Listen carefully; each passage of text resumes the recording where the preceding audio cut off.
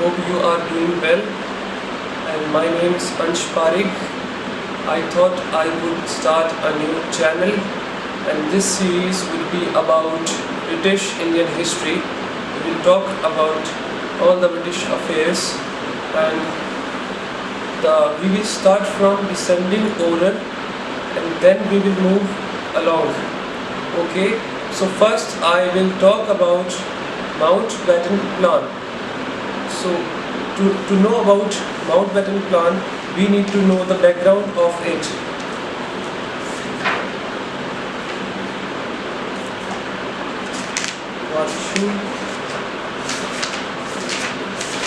Wait a second. Okay. So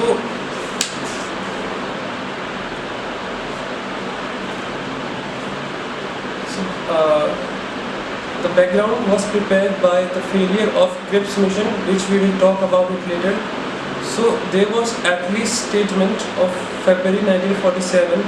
British Premier Clement Attlee declared that the intention of His Majesty's government is to effect the transfer of power in responsible Indian hands by not later than June 1948, and also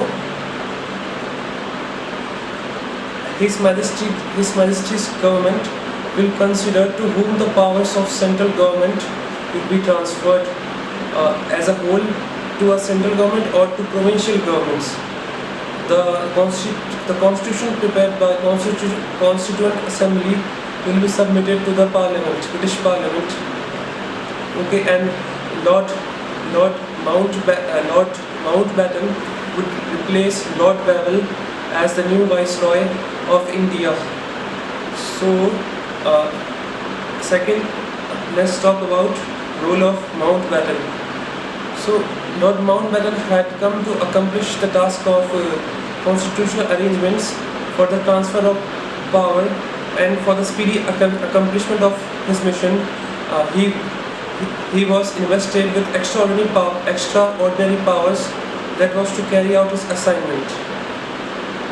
So Mountbatten, after lengthy discussion with the Muslim League leaders, came to the conclusion that partition was inevitable. So he asked the Congress leaders to build a united India,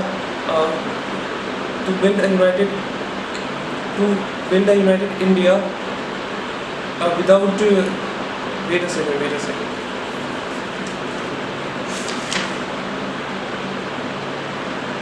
Yes, he put forward to the Congress leaders the idea that it was always a better political bargain to withdraw claim over certain areas so that they might be amalgamated to give birth to a new state for Muslims, and develop and consolidate the rest of the country, and to work for a united India with Muslims, and leave scope open for mutual strife and dissension, and viewing its culmination civil war, bloodshed and killing.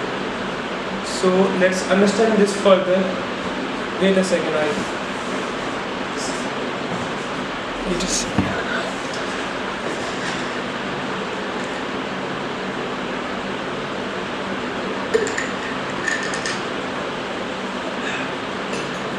This is my first video, so I am not that.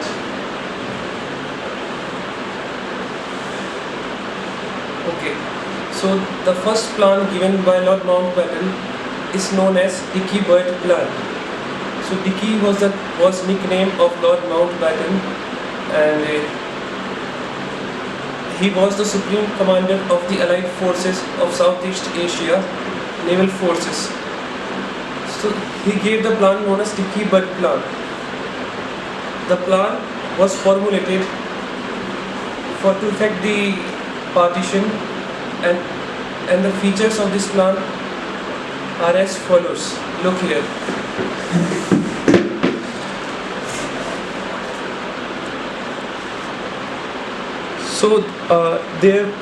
So let me explain you.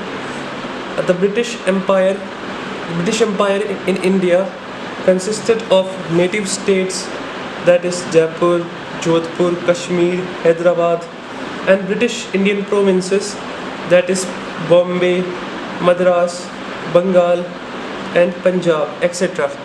So he said that power would be transferred to independent provinces and native states.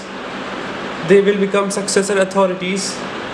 For example, power would be given to Kashmir separately, discrete powers, Hyderabad, power to Jaipur and Jodhpur. And for the British Indian provinces, the power would be given to Bombay, Bengal, Madras, Punjab, etc., etc. Means this plan was to balkanize India into many fragments. So this was basically not a plan to unite India. We call it creating 1,000 Pakistans. This would create thousands of Pakistan. So this plan was criticized by the leaders and rejected. So after that, the situation was horrible, and Mountbatten came with another plan that is known as 3rd June plan. Okay, so we will discuss about 3rd June plan. The provisions of the, let me explain you.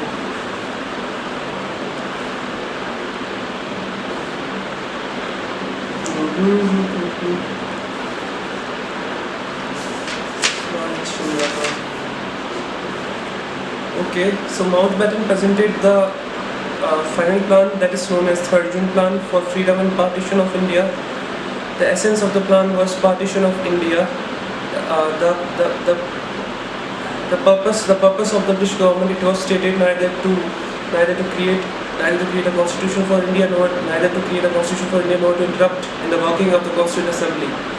So, okay. So the main plot, the main twist here is this line. Hear carefully. But no constitution framed by that assembly could apply to those parts of the country which were unwilling to accept it. It was therefore necessary to ascertain the wishes of the people of such areas on the issue whether the constitution was to be framed in the existing Constituent Assembly or in a new and separate Constituent Assembly. So it means, for example, there is a Constituent Assembly. So the constitution framed by that assembly, for example, let's take Sindh for example.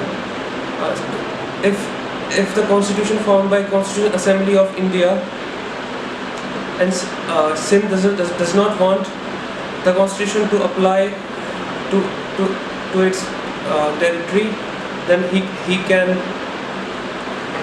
he has the discretion.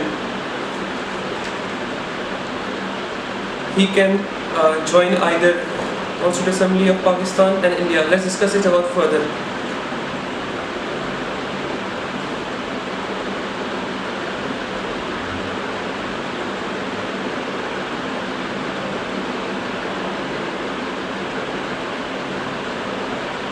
So yes, so each of the provincial legislative assemblies of of Bengal and Punjab would meet. Each would meet in two parts.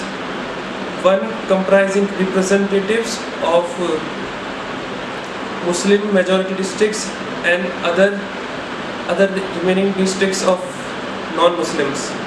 So then they would sit separately and decide by a simple majority that they want to join, that they want a partition or not.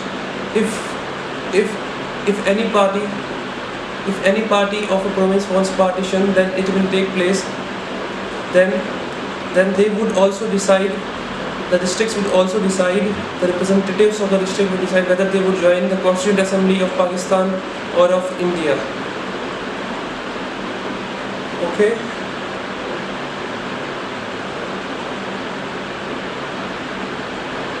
So in the case of Sindh, the Legislative Assembly would choose which of the two Constituent Assembly it would join. In the case of Northwest Frontier Province, the choice would be made not by the legislative assembly but by the people directly through a referendum held under the aegis of Governor General. So the Governor General will decide the manner in which Baluchistan will make its choice between the two constituent assemblies, and there was a district Muslim majority province. There was a district in Muslim majority province of Assam, Sylhet. There a referendum took place, and the people of the Sylhet merged with East Pakistan. So let's understand further. Agreements of the tribes of the northwestern frontier province should have to be negotiated by the appropriate successor authorities. So let's understand it now. What is 3rd June plan? Look it carefully. So here the 3rd June plan is the power. The power would be given to two dominions or two constituent assemblies of India and Pakistan. And so like the constituent assembly, like there is constituent Bombay. So they will decide which constituent assembly to join, either Pakistan or India. Then in case of Punjab and Bengal, they would sit in two different parts. For example, this is Punjab's assembly, legislative assembly, one representing Hindu majority districts and Muslim majority districts. If any of the representatives by simple majority agreed for the partition, then they would also decide which one to. So where were we? We were. So look here. The Muslims and the Hindus would meet separately, and they would decide which constituent assembly they would join. For example, the H1 decides to join India and the M1 decides to join Pakistan.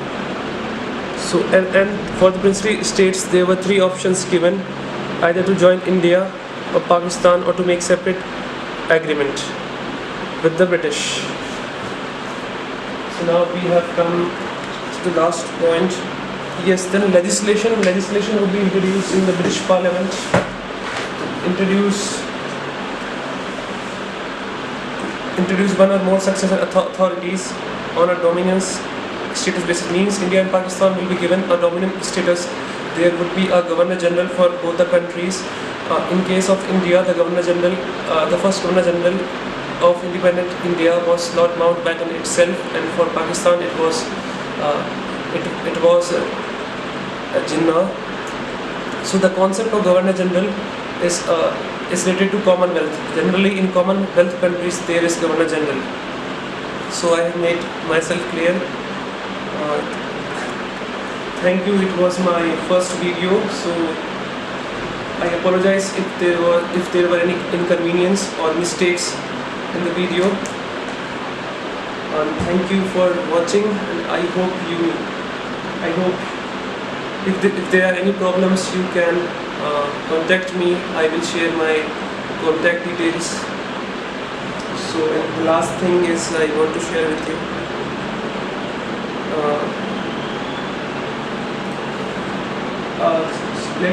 We will do it later. Okay.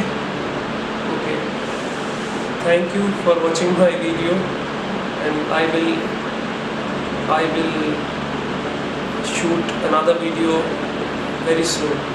Thank you.